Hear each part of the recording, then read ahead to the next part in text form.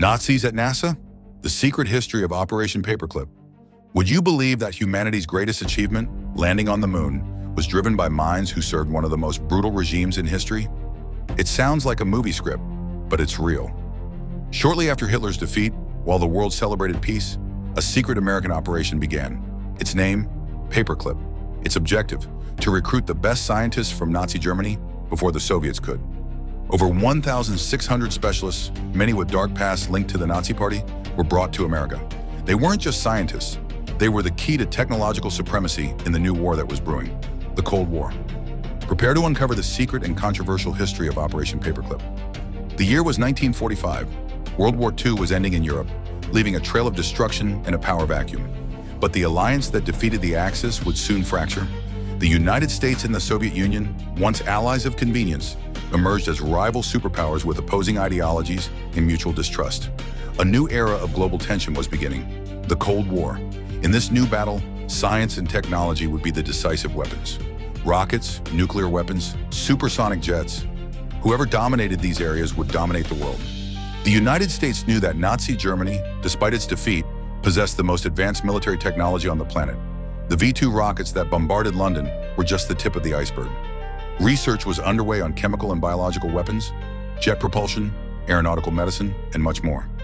Losing this knowledge to the Soviets was unthinkable. Swift action was necessary. Thus, Operation Overcast was born in July 1945, a secret program conceived by the U.S. Joint Chiefs of Staff. The initial goal was modest: use German knowledge to help end the war against Japan and boost American post-war military research. Intelligence agents, like those from the Counterintelligence Corps, CIC, were sent to occupy Germany with a mission: identify, locate, and recruit the brains behind the Nazi war machine. A crucial discovery was the Osenberg List, a catalog of scientists and engineers who had been evaluated for their loyalty and usefulness by the Nazi regime, recovered almost unbelievably from a toilet at the University of Bonn. This list became an invaluable guide for American talent hunters. Initially, the operation focused on interrogating the scientists, not necessarily bringing them to America. They were held in detention centers like Dustbin, first in Paris and later at Kransberg Castle. But the growing tension with the Soviet Union changed the game. The Soviets were also hunting German brains with their own operation, post-WWII. It was a race against time. In November 1945, Operation Overcast was renamed. The name Paperclip came from a simple practice. Ordnance Corps officers attached paperclips to the files of rocket specialists they were most interested in employing in the U.S. It was a bureaucratic detail that christened one of the most secret and impactful programs of the Cold War. The Joint Intelligence Objectives Agency, JIOA, was created to oversee the operation. The objective was clear: deny German knowledge to the Soviets and use it to strengthen the United States. But there was a problem. Many of these scientists were active members of the Nazi Party. Some even SS officers were involved in questionable activities during the war. An initial directive from President Harry Truman explicitly prohibited the recruitment of convinced Nazis or individuals involved in war crimes. Truman, initially hesitant, eventually yielded to military and intelligence pressure. In September 1946, he secretly approved Operation Paperclip, authorizing the arrival of up to 1,000 German scientists under temporary, limited military custody. The directive banning Nazis, it was circumvented.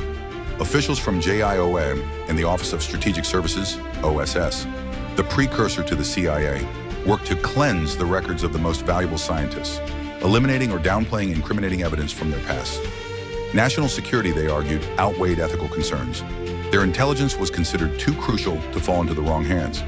And so, hundreds of German scientists, along with their families, began arriving in the United States.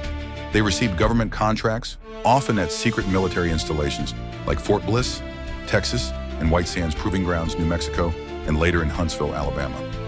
The most famous name associated with Operation Paperclip is undoubtedly Wernher von Braun. A charismatic aristocrat and visionary of space exploration, von Braun was the technical director of the German Army's Rocket Research Center in Peenemünde, where he developed the A4, better known as the V2. This was the world's first long-range guided ballistic missile, a terror weapon that rained down on Allied cities in the final months of the war.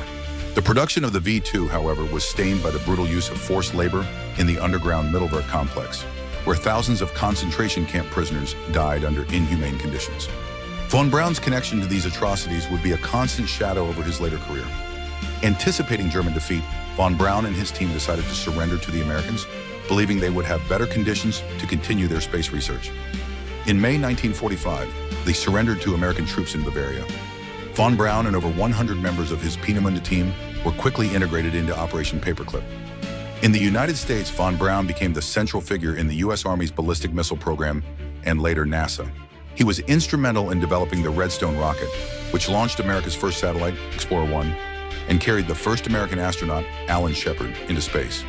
Later, as director of NASA's Marshall Space Flight Center, he led the design of the colossal Saturn V rocket. It was the Saturn V that made the Apollo program and the dream of landing on the moon in 1969 possible. The chief architect of America's greatest space achievement was a former Nazi scientist. But von Braun was not alone. Other paperclip recruits made significant contributions. Adolf Busemann, a brilliant aerodynamicist, introduced the concept of swept wings long before American designers, a crucial breakthrough for the development of high-speed jet aircraft. Kurt DeBoos, another member of the Peenemünde team, became the first director of NASA's Kennedy Space Center, overseeing the launch of all Apollo missions. Herbert A. Wagner was a prolific inventor in the field of guided missiles. Anselm Franz led the development of the J-47, America's first axial flow jet engine, which powered fighters like the F-86 Sabre. In medicine, Hubertus Strughold, known as the father of space medicine, conducted pioneering research on the effects of high altitude and high-speed flight on the human body, contributing to the development of spacesuits and life support systems. However, his name would also be tarnished by allegations of involvement in inhumane medical experiments on prisoners in concentration camps, such as Dachau, during the war. Although he was never formally charged, the controversies led to the posthumous stripping of honors in his name. Operation Paperclip was undoubtedly a success from a strategic and technological standpoint for the United States.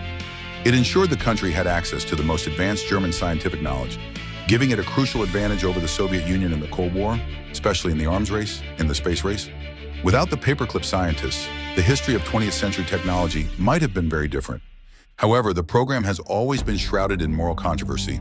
The decision to recruit individuals associated with the Nazi regime, many of whom had knowledge of or even participation in war crimes, raised profound ethical questions that linger today. Was it justifiable to ignore the dark pasts of these men in the name of national security and scientific progress?